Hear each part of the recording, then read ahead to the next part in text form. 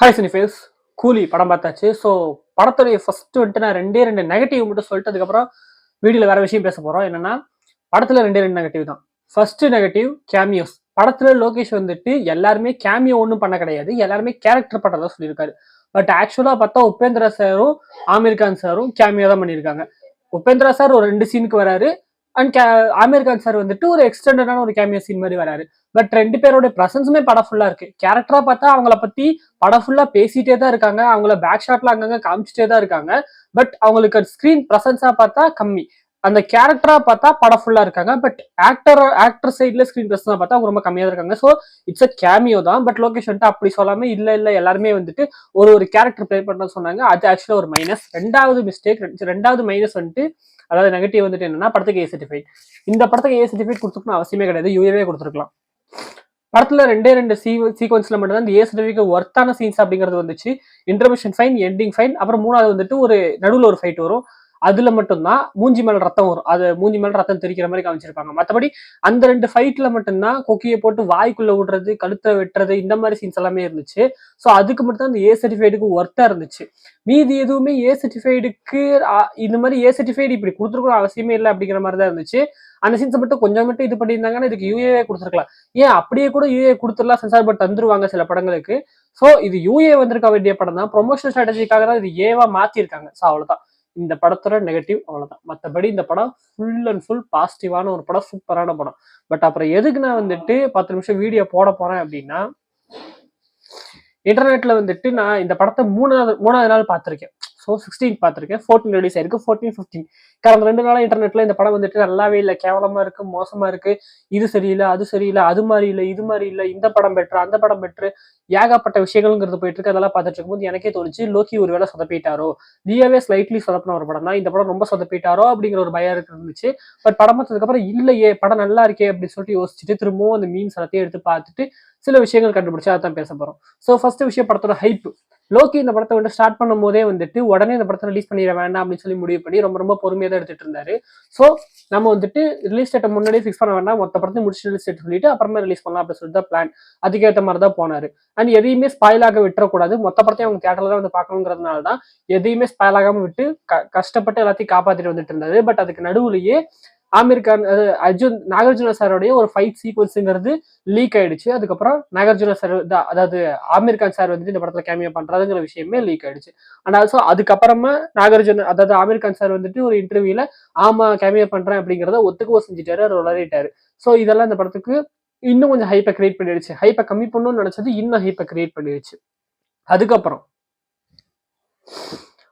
Songs மூலியமாவும் அந்த 5 பேர்த்தோட back shots மூலியமாவும் கொஞ்சம் ஹைப்புங்கிறது கிரியேட் ஆச்சு. அது இன்டென்ஷனலா கிரியேட் பண்ணது தான். அதுக்கப்புறமா சன் பிக்சர்ஸ் சைட்ல இருந்து போஸ்டர்ஸ் ரிலீஸ் பண்றது, அதுக்கப்புறம் அந்தந்த ஆக்டர்ஸோடைய விஷயங்கள் இதெல்லாமே போயிட்டு இருந்துச்சு. அதெல்லாமே இன்டென்ஷனல் தான். அதுக்கப்புறமா ட்ரைலர் வரும்போது முக்கியமான விஷயம் என்னன்னா, 2 மணி நேரம் உட்காந்து நம்ம லோகேஷ் வந்துட்டு இன்டர்வியூ கொடுத்திருந்தாருல, அது ரொம்ப கிளியரா சொன்னது என்னன்னா, இட்ஸ் அ நார்மல் ஃபிலிம் அப்படிங்கிறது தான். ஆக்ஷன் படம் ஒன்று பண்ணியிருக்கேன், டிராமா ஜாஸ்தி இருக்க போது, தலைவரை சூப்பரா காமிச்சிருக்கேன், இத்தனை கேரக்டர்ஸ் இருக்காங்க, இவ்வளவுதான் இப்படிங்கிற மாதிரி தான் சொன்னாரே தவிர ரொம்ப பெருசா ஹைப் பண்ணவே இல்லை. ரெண்டாவது ட்ரெய்லர் வரும், அவ்வளவுதான். ட்ரெய்லர் வந்துச்சு, ட்ரெய்லர் ரொம்ப சிம்பிளா இருந்துச்சு. ட்ரெய்லர் மிட்டா இருக்கு, அதனால படம் சூப்பரா இருக்க போகுது அப்படின்னு சொல்லிட்டு இஷ்டத்துக்கு நீங்களா தான் கிரியேட் பண்ணிக்கிட்டீங்க அப்படின்னு சொல்லிட்டு நான் நினைக்கிறேன். முக்கியமா நான் பேச வேண்டியது மீம் கிரியேட்டர்ஸ் இஷ்டத்துக்கு என்னென்னமோ சொல்ல ஆரம்பிச்சிட்டாங்க.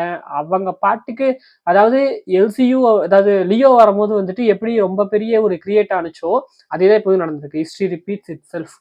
லியோவுக்கும் இதே தான் நடந்துச்சு. இவங்களா இஷ்டத்துக்கு தியரிஸ் கிரியேட் பண்ணி படம் அப்படி இருக்க போது இப்படி இருக்க போதுன்னு சொல்லிட்டு கண்ணா பின்னாடி என்னென்னமோ போட்டுட்டு படத்தை பார்த்துட்டு நான் நினைச்சதெல்லாம் படத்துல இல்லை அப்படின்னு சொல்லிட்டு டேரக்டர் கூட சொன்னா என்ன அர்த்தம்? நீங்க யார் முடிவு பண்றதுக்கு லோகேஷ் என்ன படம் எடுக்கணும் அப்படின்னு சொல்லிட்டு? நீங்க சொல்றது எதுக்கு லோகேஷ் எடுக்கணும்? லோகேஷ் என்ன தோணுது அதானே எடுக்குவாரு. நீங்க பாட்டுக்கு ட்ரைலர் பார்த்துட்டு இது வாட்ச் வச்சிருக்காங்க, டைம் டிராவல், அங்க பாரு தானாவே பிளட் வருது, தானாவே கன்ஷூட் வருது, இன்விசிபிள், சேர்ல வச்சா வந்துட்டு இன்விசிபிள் ஆயிடுவாங்க, சேரை வச்சுதான் டைம் டிராவல் பண்றாரு, என்னென்னமோ இஷ்டத்துக்கு. ஏன், எதுக்கு? நீங்களா கிரியேட்டரு? யாரு கிரியேட்டரு? படத்தோட டைரக்டர் யாரு? லோகேஷ் தானே, அவர் தானே, அவரோட படம் அவர் எடுக்கிறாருல. எதுக்கு நீங்களா இந்த மாதிரி தியரிஸ் கிரியேட் பண்ணிட்டு இருக்கீங்க? தியரிஸ் கிரியேட் பண்றீங்க, தப்பு இல்ல. இன்டர்நெட்ல எல்லாருமே அவங்கவுங்க விஷயத்த போடலாம், தப்பு இல்ல, போடுறீங்க. அதுக்கப்புறம் படம் பார்த்துட்டு படம் நல்லா இல்லை அப்படின்னு சொன்னா என்ன அர்த்தம்? படம் நல்லா இல்லைன்னு ஏன் சொல்றீங்க? இந்த விஷயங்கள் வச்சுதான். படம் நல்லா இல்லை அப்படின்னு சொல்லிட்டு சில பேர் ஹானஸ்டா சொன்னாங்க. அவங்க எல்லாம் என்ன சொன்னாங்கன்னா, லோக்கி படம் மாதிரி இது இல்ல, ரொம்ப ஒரு கமர்ஷியல் மசாலா படம் மாதிரி இருக்கு அப்படின்னு சொன்னாங்க. அக்செப்டபிள். படம் ஆக்சுவலா ஒரு commercial action thriller with drama and masala. ஆக்சுவலா அதுதான் உண்மை. படத்துல சிக்கிட்டு சாங் இருக்கு, மோனிகா சாங் இருக்கு, அதுக்கப்புறம் நிறைய காமெடி சீன்ஸ் கூட நிறைய இடங்கள்ல தான் இருக்கு. ஸோ இந்த மாதிரி நிறைய மசாலா தன்மையுமே இருக்கு. ஃபைட் சீக்வன்ஸுமே ரொம்ப பெருசா வந்துட்டு ரொம்ப ரியலிஸ்டிக்காவும் இல்லாம, ரொம்ப லார்ஜர் லைஃபாவும் இல்லாம, ரொம்ப ஒரு மசாலா படத்துக்கு ஏற்ற மாதிரி தான் இருக்கு. பட் ரொம்ப எக்ஸ்ட்ரீம் இல்லை. அடிச்சா பறக்குறாங்க, பட் ரொம்ப தூரம் பறக்கல, கொஞ்சம் தூரம் தான் பறக்குறாங்க. அண்ட் டெக்னிக்கலாட்டா ஃபைட் பண்றது அப்படிங்கிற மாதிரிலாம் இல்லாம நார்மலா தான் காமிச்சிருக்காங்க. ஸோ இட்ஸ் அக்செப்டபிள், இது ஒரு மசாலா படம் அப்படின்னு சொல்லிட்டு அந்த மாதிரி சொல்றீங்கன்னா தப்பே இல்லை. பட் மொத்தமாவே இந்த படம் வந்துட்டு கேவலமா இருக்கு அப்படின்னு சொல்றது ஒரு கிறுக்குத்தனம் தான் அப்படின்னு சொல்லிட்டு நான் நினைக்கிறேன். முக்கியமா அவங்க சொன்ன தியரிஸ்ல வந்துட்டு இஷ்டத்துக்கு என்னென்னமோ வளரி அது இருக்கு இது இருக்குன்னு நீங்களாவே உன்னை கிரியேட் பண்ணிட்டு அதுக்கப்புறம் படம் நல்லா இல்லைன்னு சொன்னா எப்படி? இப்போவுமே நான் ஆல்ரெடி என் வீடியோஸ்ல நிறைய வீடியோஸ்ல இதை சொல்லியிருக்கேன். திரும்பவும் நான் சொல்றேன். எஸ் யு அருண்குமார் விஜயதேசன் படத்தோட டைரக்டர் வந்துட்டு இன்டர்வியூல சொன்ன விஷயம். நான் தான் டைரக்டர், என் கதையை நீங்க வந்துட்டு தப்பு சொல்லவே கூடாது. அப்படி சொன்னீங்க அப்படின்னா அது என் மேல காட்டுற வன்முறை மாதிரின்னு அர்த்தம், கிரைம்னு அர்த்தம். என் கதை நான் எடுக்கிறேன், அந்த கதை மேல நீங்க எதுவுமே சொல்லக்கூடாது. என் படத்துல வந்துட்டு உங்களுக்கு ஏதாவது தப்பான அதாவது தப்பான விஷயத்த நான் சொல்ற மாதிரி தெரிஞ்சுது அப்படின்னா அதை சொல்லுங்க. நான் ஏதாவது ஒரு தப்பை வந்துட்டு நல்ல மாதிரி காட்டுறேன் அப்படின்னா அதை சொல்லுங்க. படத்தை இப்படி பண்ணிருக்கலாம் அப்படி பண்ணிருக்கலாம்னு அதை சொல்லுங்க. என் கதையை நீங்க எனக்குமே எதுவுமே சொல்லக்கூடாது அப்படிங்கிறத சொல்லியிருக்காரு. அதான் இப்பயுமே சொல்றேன், கதையை நீங்க எதுவும் சொல்லக்கூடாது. லோகேஷ் வந்துட்டு இப்படி பண்ணிட்டாரு இப்படி பண்ணிட்டாருன்னா ஏன் பண்ணா என்ன, இந்த படம் ஒரு நல்ல படம் இல்லையா? ரொம்ப ரொம்ப சிம்பிளான ஒன்லைனர் தான். ஸோ ராஜசேகர் அப்படிங்கிறது சத்யராஜ், தேவா அப்படிங்கிறது ரஜினி, இவங்க 2 பேருமே பாஸ்ட்ல கூலியா ஒர்க் பண்ணிட்டு இருந்திருக்காங்க. இப்ப பிரசன்ட்ல வந்துட்டு இவர் வந்துட்டு சென்னையில தேவா மென்ஷன் வச்சுட்டு நார்மலா ஒரு வாழ்க்கையை வாழ்ந்துட்டு இருக்காரு. இவர் வந்துட்டு அதாவது ராஜசேகர் வந்துட்டு அதுக்கப்புறம் என்னென்னமோ பண்ணி ஏதோ சேரெல்லாம் கண்டுபிடிச்சு ஒரு விஷயங்கிறது நடக்குது. ஸோ இப்ப அவர் இறந்துடுறாரு, கொன்னுடுறாங்க. ஸோ இப்போதைக்கு தேவாவோட மிஷின் என்னன்னா, தான் நண்பன் இத்தனை வருஷங்கள் கழிச்சு நான் வந்துட்டு இத்தனை வருஷங்கள் விலகி இருந்ததே அவன் உயிரோட இருக்கணும், 2 பேரும் பாதுகாப்பா இருக்கணும் அப்படிங்கிறதுக்காக தான். பட் இப்ப அவனையே கொண்டுட்டாங்க, அவங்க பொண்ணுங்க அனாதையா நிக்கிறாங்க. அந்த பொண்ணுங்களை காப்பாற்றணும், கொலை பண்ணவனை தேடி கண்டுபிடிச்சு கொல்லணும். It's revenge film. ரொம்ப ரொம்ப சிம்பிளான ஒன்லைனர். பட் நீங்களாம் என்ன நினைச்சிட்டு இருக்கீங்க? இந்த படம் வந்துட்டு டைம் டிராவல் பண்றாங்க, அவரோட டீமே டைம் டிராவல் பண்றாங்க, டிவியை முதற்கொண்டு என்னென்னமோ இவங்க சொல்றதெல்லாம் வச்சு பார்க்கும்போது நம்ம ஏதோ லோக்கி சீரிஸ், மார்வல் படம், டைம் டிராவலை மார்வல் எப்படி ஹேண்டில் பண்ணியிருப்பாங்க, டைம் டிராவல் பண்ணா அது ஒரு பிரச்சனையை கிரியேட் பண்ணும், பிரான்ச் டைம் லைன் கிரியேட் பண்ணும் அப்படின்னு சொல்லிட்டு அந்த லெவலுக்கு இந்த படத்துல வந்துட்டு கண்டென்ட் இருக்கிற மாதிரி மீம்ஸ் போட்டுட்டு இருக்கீங்க. இதுக்கு இருக்குத்தனமா இல்லையா? சேரை பார்த்து இன்விசிபிள் சேர்னு சொல்றது என்னென்னமோ. ஒரே ஒரு ஒரே ஒரு விஷயம், அந்த ட்ரைலர்ல வந்துட்டு ஏதோ இப்படி வீசுவார், அது வந்துட்டு கெமிக்கல். ஆமா, அந்த கெமிக்கல் தான் வந்துட்டு ஏதோ ஒரு முக்கியமான பாயிண்ட், அதான் இன்விசிபிள் என்னமோ சொன்னானுங்க. ஆக்சுவலா படத்துல அது ஒரு பான்ஸ் பவுடர். அந்த ஃபைட்டுக்கு நடுவுல ஒரு பான்ஸ் பவுடர் அங்க இருக்கு, அதை எடுத்து கண்ணுல தூவிட்டு அடுத்த ஷாட்ல கத்தி எடுத்து வெட்டுறாரு. என்ன என்ன இஷ்டத்துக்கு என்னென்னமோ போட்டு நீங்களா தான் இதெல்லாம் கிரியேட் பண்ணிருக்கீங்க. அப்புறம் நீங்களே படம் நல்லா இல்லைன்னு சொல்றீங்க. இது என்ன கிறுக்குத்தனம் எனக்கு சத்தியமா தெரியவே இல்லை. ஸோ என்னன்னா, இஷ்டத்துக்கு பேசாதீங்க. படத்தை பாக்குறீங்களா, பார்த்துட்டு உங்களுக்கு பிடிச்சிருந்துச்சுன்னா பிடிச்சிருக்குன்னு சொல்லுங்க, பிடிக்கலன்னா பிடிக்கலன்னு சொல்லுங்க. இஷ்டத்துக்கு நீங்களா ஒண்ணு நினைச்சுக்கிட்டு நீங்களா ஒண்ணு இது பண்ணிட்டு இந்த மாதிரிலாம் இருக்கவே இருக்காதீங்க. இப்ப இது எப்படி தெரியுமா? ஒரு நண்பர் ஒருத்தர் இருக்காரு அப்படின்னா அந்த நண்பர் எப்படி இருக்காரோ அப்படியே தான் ஏத்துக்கணும். இல்ல நீ இப்படி இருக்காத, நீ அப்படி இரு, எனக்கு ஏத்த மாதிரி இரு அப்படின்னு சொன்னா அது என்ன இருக்குத்தனம்? அப்புறம் இன்னொரு முக்கியமான விஷயம், இந்த இது நான் சொன்னேன் இல்லையா, லோக்கி ஃபில்மோகிராஃபி இது லோக்கி படம் மாதிரி இல்லை அப்படின்னு சொல்லிட்டு அது அக்செப்டபிள் தான். பட் இன்னொரு விஷயம் என்னன்னா, இதுக்கு அதுவே பரவாயில்ல, இதுக்கு இதுவே பரவாயில்ல. ஒரே ஒரு மீம் பார்த்தேன், அந்த மீமும் ஒரு நண்பர் போட்டிருந்தாரு.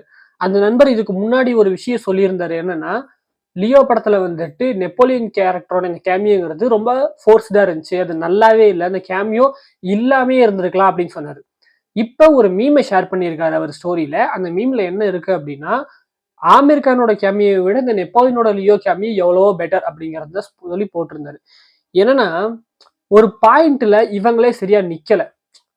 இப்ப நெப்போலியன் கேரக்டரோட கேமியோ லியோல வேஸ்ட் அப்படின்னா எத்தனை வருஷம் கழிச்சு கேட்டாலும் அதைத்தானே சொல்லணும். பட் என்ன இப்படியே மாத்தாரு? அடுத்து பென்ஸ் படம் வந்த உடனே கூலியே பெட்டர், கூலியே வந்துட்டு நல்லா இருந்துச்சு, இது என்ன இது அப்படிம்பாங்க. பென்சூர் படத்தோடய லோகேஷ் பண்ணல, வேற டேரக்டர் பண்ணாரு, இதுக்கு லோகேஷே பண்ணியிருக்கலாம். ஸோ ஆக மொத்தம் ஒரு அட்டென்ஷன் கிராபிங் தான். நம்ம இதெல்லாம் சொன்னா நம்மளை பாப்பானுங்க அப்படிங்கிற ஒரு எண்ணம். நம்ம இந்த மாதிரிலாம் தியரிஸ் கிரியேட் பண்ணலாம், அப்ப எல்லாரும் பார்ப்பாங்க. தியரிஸ் கிரியேட் பண்ணிட்டு அது நடக்கலன்னு இப்ப அதை போட்டு அடிக்கலாம், டேரக்டர் அடிக்கலாம், எல்லாரும் பார்ப்பாங்க, லைக் போடுவாங்க. எதுக்கு இந்த எண்ணங்கிறது எனக்கு சத்தியமா புரியவே இல்லை. படம் உண்மையிலே நல்லா இருக்கு. முக்கியமா எதுக்கு இதெல்லாம் பேசிட்டு இருக்கேன் அப்படின்னா, இதெல்லாம் பார்த்துட்டு படம் நல்லா இல்லைன்னு நினைச்சிட்டு வீட்டுல உட்காந்துடாதீங்க. ரொம்ப ரொம்ப சிம்பிளான கதை, விட்ஸ் அ மேசிவான ஒரு ஸ்கேல்ல மேசிவா எடுத்திருக்காங்க. ஆக்சுவலா பார்த்தா ஃப்ரெண்டு, அதாவது எடிட்டர் தான், நம்ம சேனல் எடிட்டர் தான், அவர் சொல்லியிருந்தாரு படத்தோட லாஸ்ட் 20 மினிட்ஸ் ரொம்ப ஃபயரா இருந்துச்சுன்னு சொல்லிட்டு. 20 மினிட்ஸ்லாம் இல்ல, படத்தோட செகண்ட் ஹாஃப் கொஞ்ச நேரம் கழிச்சே ஃபயர் ஆயிடுச்சு. படத்தோட செகண்ட் ஹாஃப்ல ஜெயிலரோடைய அந்த சாயலுங்கிறது வரதான் செய்யுது. பிளாட்டாவே ஜெயிலரோட சாயலுங்கிறது இருந்துச்சு. கிளைமேக்ஸ்ல ஒரு சீனே ஜெயிலரோட சாயல் அப்படிங்கிறது இருந்துச்சு. பட் இது ஒன்றும் புதுசு இல்லை. முன்னாடியே வந்துட்டு, அதாவது லியோவுக்கு முன்னாடி வரையுமே வந்துட்டு டார்க் ஹியூமர்லாம் நம்மளால ட்ரை பண்ணதே கிடையாது Lokesh. But Nelson dark humour பண்றதை பார்த்துட்டு அதை நம்ம எடுத்துக்கலாம்னு சொல்லிட்டு தான் லியோல நிறைய சீன்ல சீரியஸான சீன்ஸே வந்துட்டு தளபதியோட ரியாக்ஷன் கொடுக்கறது, இப்படி திரும்பி பாக்குறது, அந்த கிளைமேக்ஸ்ல இந்த கார்ல விட்டு 2 பேரும் ரத்தத்தோட, மூஞ்சிலாம் ரத்தத்தோட இப்படி திரும்பி பாக்குறது, இந்த மாதிரி. அதுக்கப்புறம் பாட்டு ஓடும் போது வந்துட்டு அங்க சிரிப்பு, இதெல்லாம் டார்க் ஹியூமர் நெல்சன் கிட்ட இருந்து எடுத்துக்கிட்டது. ஸோ இது அப்படி வந்தது தான். நீங்க காப்பி அடிச்சிட்டாங்கலாம் நான் சொல்ல விரும்பல. இது ஒரு பிளாட் லைன், ஓகேவா? வில்லன் வந்துட்டு ஹீரோவோடைய ஏதோ ஒரு ஆளையோ ஏதோ ஒரு இதையோ எடுத்து வச்சுட்டு நான் சொல்றதை நீ கேளு அப்படின்னு சொல்றது ஒரு பிளாட் லைன். இந்த பிளாட் லைனுங்கிறது நிறைய படங்கள்ல வரும் சிமிலர். இது சினிமாட்டிக் இது சினிமா பேரலல்ஸ் அப்படின்னு சொல்லுவாங்க. இதை வந்துட்டு ஜெயிலர் வந்து காப்பி அடிச்சிட்டாரு அப்படிங்கிற மாதிரி நீங்க சொல்லலாம், சொல்லிட்டு போங்க, எனக்கு ஒன்றும் பிரச்சனை இல்லை. பட் அது நல்லா இருக்கே. படத்தோடைய அந்த அந்த போர்ஷன் முடிஞ்சிட்டு அடுத்த அந்த ஃபைட் அப்படிங்கறத ஆரம்பிச்சதுக்கு அப்புறமா படம் எண்டு வரையும் தீயா தான் போகுது. பயங்கரமா இருக்கு. எட்ஜ் ஆஃப் தி த்ரில்லர் மாதிரி தான் இருக்கு. ஸ்பெஷல் மென்ஷன் டு ஷௌபின், அவர் வந்துட்டு ஆக்டிங்ல பிரிச்சிட்டாரு. ப்ராப்பரான வில்லன். முக்கியமா ஒரு விஷயத்த நான் ஸ்பாட் பண்றேன். 3 டீம்ஸ் தான். ஒன்னு ஹீரோ டீம், இன்னொன்னு வில்லன் டீம், இன்னொன்னு வில்லனுக்கும் துரோகம் பண்ணிட்டு ஹீரோவுக்கும் துரோகம் பண்ணிட்டு நடுவுல இருக்கிற ஒரு டீம். ஓகேவா? ரொம்ப சிம்பிள். அவங்களுக்குள்ள நடக்கிற ரைவல்ரி. அதுல அவன் என்ன தப்பு பண்றான், இவர் அந்த தப்பை எதுக்காக தட்டி கேட்கிறாரு, இவர் பிளாஷ்பேக்ல யாரு என்ன பண்ணாரு, இவர் ஒன்றும் பெரிய ஆள்லாம் கிடையாது, ஜஸ்ட் ஒரு கூலி தான். பட் பிளாஷ்பேக்ல சம்பவம் பண்ணியிருக்காரு. என்ன சம்பவம் என்ன ஏது அவ்வளவுதான். ரொம்ப ரொம்ப சிம்பிளான ஒரு action thriller with drama and with masala. ஜாலியா இருக்கும். அண்ட் முக்கியமா இந்த படம் வந்துட்டு ஃபேமிலி ஆடியன்ஸ்க்கு ரொம்ப சூப்பரா பிடிச்சிருக்கும். நிறைய இடங்கள்ல காமெடி ஒர்க் அவுட் ஆயிருக்கு, நிறைய இடங்கள் சூப்பராகவே இருக்கு. பயங்கர சவுண்டான படம். மியூசிக் உண்மையிலேயே அணி பயங்கரம். அணி வந்துட்டு ஒரு 80% சொல்லலாம், 100% கிடையாது இது, 80%. அண்ட் இந்த பர்சன்டேஜ் மேட்டர் பேசும்போது லோகேஷை பத்தியுமே சொல்லி ஆகணும். இந்த படத்தை வந்துட்டு 100%ல லோகேஷ் வந்துட்டு 50%. இது 50% லோகேஷோட ஃபிலிம். 30% தூக்கி ஆக்டர்ஸ்க்கு போட்டுட்டாரு. ஆக்டர்ஸ்க்காக சில விஷயங்களை உள்ள கொண்டு வந்து, சில காஸ்டியூம்ஸ்ல சில விஷயங்கள், அந்த இது கம்ஃபர்டபிலிட்டி கொடுக்கறது, இதெல்லாமே 30% ஆக்டர்ஸ்க்கு கொடுத்துட்டாரு. 20% சன் பிக்சர்ஸ்க்கு கொடுத்துட்டாரு, ப்ரொடக்ஷன் ஹவுஸ்க்கு. மோனிகா சாங், சிக்கிட்டு சாங், இந்த மாதிரி சாங் மேட்டருங்கிறது வந்துட்டு நம்ம லோக்கியில இது இருந்திருக்காது. மேபி சன் பிக்சர்ஸ், அதாவது இந்த ப்ரொடக்ஷன் ஹவுஸுக்கு கொடுக்கணும் அப்படிங்கிற எண்ணம் லோக்கிக்கு வரல அப்படின்னா சிக்கிட்டு மட்டும்தான் இருந்திருக்கும், மோனிகாவே இருந்திருக்காது. மோனிகா வந்துட்டு ஃபோர்ஸ்டுன்னு சொல்லியிருந்தாங்க. அடுத்து பென்ஸ் வரும், அப்ப மோனிகா சூப்பர்னு சொல்லுவாங்க. இருக்குனுங்க. ஆக்சுவலா மோனிகா சாங் வந்துட்டு ஃபோர்ஸ்டு மாதிரிலாம் எனக்கு தெரியல, ரொம்ப ரேண்டமா அந்த இடத்துல வந்துட்டு வருது, அப்படியே கொஞ்ச நேரத்துல அதுக்கப்புறம் அடுத்த சீன்ஸ் அப்படியே மூவ் ஆயிட்டு டக்குன்னு போயிடுது. ஒரு சின்ன போர்ஷன் மட்டும் தான் யூஸ் பண்ணியிருக்காங்க. அசல்கோலோட போர்ஷனுமே வரல. பட் ஃபுல் சாங் ஷூட் பண்ணியிருப்பாங்கன்னு நினைக்கிறேன். யூடியூப்ல வரலாம் வாய்ப்பு இருக்கு, பார்ப்போம். ஸோ ஆக மொத்தம் ஒரு தரமான படம். ஸோ இதுக்கப்புறம் வீடியோ போடுறதுக்கு ட்ரை பண்றேன். போட முடியும்னு சொல்லிட்டு நினைக்கிறேன். இதுக்கப்புறம் அடுத்த மாசம் தான் படங்கள் ரிலீஸ் ஆகுது. ஸோ அதுக்கு நடுவில் சில வீடியோஸ்லாம் நான் பிளான் பண்றேன், போடுறேன். ஸோ அடுத்து எனக்கு நிறைய படங்கள் நிறைய வேலை இருக்கு. இதுக்கப்புறம் தான் வேலையே இருக்கு. ஸோ இந்த படத்தை கண்டிப்பா போய் தியேட்டர்ல போய் பாருங்க. அண்ட் இந்த வீடியோ பிடிச்சிருந்தா ஒரு லைக்கை தட்டிட்டு இந்த சப்ஸ்கிரைப் பட்டனை தட்டி விட்டீங்கன்னா இந்த மாதிரி கிறுக்குத்தனமான ரிவ்யூஸ், கிறுக்குத்தனமான தியரிஸ் கிரியேட் பண்ணிட்டு இந்த மாதிரிலாம் இல்லாமல் ப்ராப்பராக எப்படி சினிமாவை ரசிக்கலாம், ப்ராப்பராக எப்படி சினிமாவை கொண்டாடலாம் அப்படிங்கிறத பேசலாம். ஸோ நீங்களுமே என்ன உங்களுக்கு தோணுது, நான் சொன்னதில் ஏதாவது தப்பு இருக்கு அப்படின்னு சொல்லியிருந்தாலுமே கமெண்ட்ல சொல்லுங்க. நான் சொன்னது உங்களுக்கு பிடிச்சிருந்துச்சுன்னா என்ன அப்படிங்கிறத நீங்க கமெண்ட்ல சொல்லுங்க. கூலி படம் பார்த்துட்டீங்கன்னா உங்களோட ரிவ்யூ என்னங்கிறத சொல்லுங்க. ஸோ உங்களை நான் வந்து இன்னொரு இருந்து பார்க்குறேன். அது வரைக்கும் bye from Siddharth Soundararajan. Good vibes only. நெருப்ப கட்டிடும்